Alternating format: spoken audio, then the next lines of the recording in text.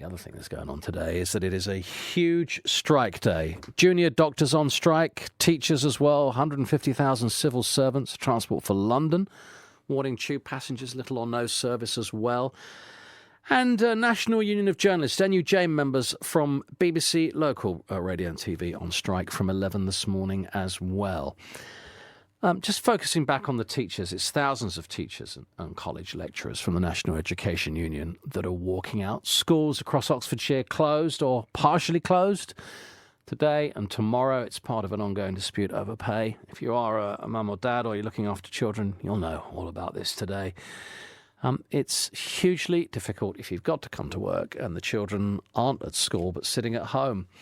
How are you feeling about this? Very difficult trying to juggle work and commitments and childcare at the same time. It's like being back in the pandemic, isn't it? Hi there, this is Bex, a slightly harassed mother from Witney.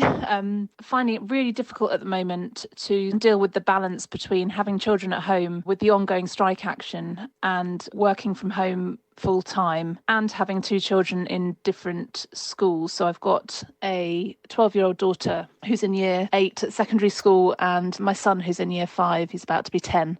And so I suppose the struggle comes not only just from having to, as a single mother, having to work from home and have the children here too, but also manage the fact that my daughter has work that she's set that she needs to have guidance with, especially as she has dyslexic tendencies. So obviously needs a lot of support with schoolwork generally, but then also balancing that with my son who doesn't have to do any work on those strike days. A lot of distraction and lack of focus when you know that your younger sibling isn't doing anything. And also from my point of view, I'm still trying to do my normal work day as well. So it's kind of like revisiting the nightmare of lockdown. Obviously, massively support the strikes and the amazing job that teachers do, but it's just been quite a lot to deal with. It's so difficult trying to juggle everything. What are you doing? Drafting grandparents in? I think my daughter's going shopping today with a friend because she hasn't been given any work. And my wife is going to try and work from a cafe while the girls walk around the shops. I don't know. It's very difficult. The Department for Education asked for formal talks on pay, condition and reform, but only if the NEU called the strikes off. Mathilde Petit is an NEU rep in Oxfordshire on the picket line this morning. Good morning to you, Mathilde. Thank you for coming on. Third time this year and for 2 days this time. Can you just remind us why and what you're calling for as teachers? What do you want from this?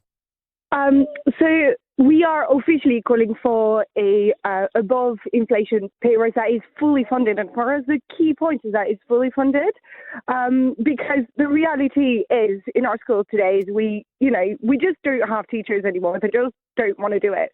If you look at, so we do need that funding to at least entice people to come in and see how wonderful is our job, really. And the part of the fully funded is that we got a 5% raise in the summer, but only 2% were funded, which means today, we don't have the money for alternative provisions, for example. We don't have the money to pay TAs for all the children that actually need the extra help. How difficult a decision has this been for your colleagues, but for you also personally? Because this is going to cause a lot of disruption, isn't it, to children and parents? It is. And it's also causing disruption to teachers who are parents. Because, a lot of them are. And it is complicated because we do feel, we are, in a way, letting the children down. But if we don't do it, it'll be worse. Because right now, the position we're in, we didn't create that. We've been doing our best for years and years. And so there's a point where we have to stand up for the future of the children, not just the ones that are in school at the moment. Do you feel the government are listening? No. But I'm also a very cynical woman, so. Fair enough.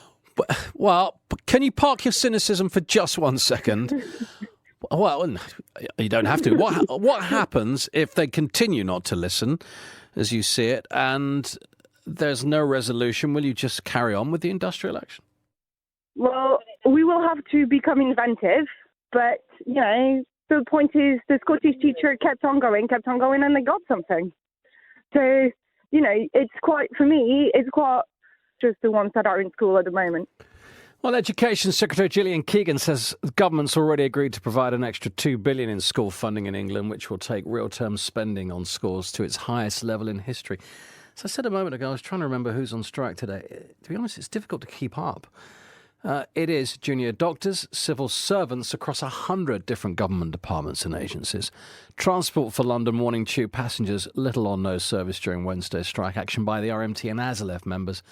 And as you've been hearing, NUJ members, National Union of Journalists, that is, from BBC Local, on strike from 11 this morning. Let's try and bring this together. Alan Jones is the industrial correspondent at the Press Association. Good morning to you, Alan. Have you known it during your tenure there at PA? Have you ever known a time quite like this? No, we're now getting into historic levels of industrial action, I think, because it's not going to be that long. It'll be a year since all these strikes started. You know, the rail strike started last May, and they're just all going to continue. So, you know, it's just incredible how long these strikes have been going on. The number of people now involved in strikes, different sectors, different types of workers who've, you know, many people on strike now have never taken industrial action in their lives before. You know, nurses, junior doctors, civil servants, university lecturers, you name it, really. These people don't go on strike normally. So, yes, I think we're now talking about living through historic times, really. And as I said, most of these big disputes, certainly the civil service one, parts of the NHS one, the education one, very little sign that they're going to be resolved.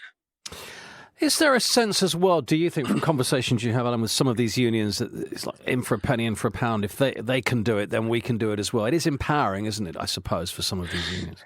Yeah, I think that does have an impact. I mean, certainly, you know, the rail strike started, and then lots of other groups started. But that's not the main driver. The main driver of this has definitely been inflation, going way above double figures, and certainly in the public sector, pay again falling way behind inflation. So, you know, this issue about public sector pay falling behind inflation, this has been going on for over a decade, and it really is now come to a massive head these last few months because the rate of inflation has gone so big. But I think you're possibly right, because obviously all the unions, they kind of talk to each other, they see what the other unions are doing, and that possibly does have an impact. But it's not the main driver. You know, the main driver of this is, as you've been hearing from the picket line this morning, you can talk to any teacher, any nurse, any ambulance worker, you'll get exactly the same story now.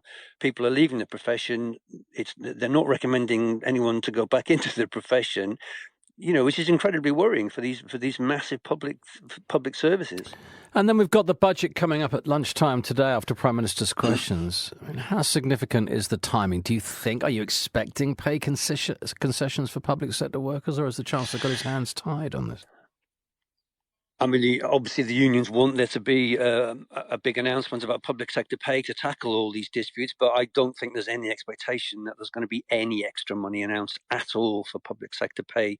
There's going to be quite a bit about work, trying to encourage people back to work, more help for childcare. But in terms of the root cause of all these disputes we're talking about, pay, I'm not expecting anything to be announced today, which is incredible when you think about it, because as the Chancellor will be speaking, there will be thousands, if not tens of thousands, of people walking up and down Whitehall on strike, and then going to a rally later on in Trafalgar Square, demanding just what we don't think the Chancellor is going to be announcing. So, you know, it is an extraordinary day.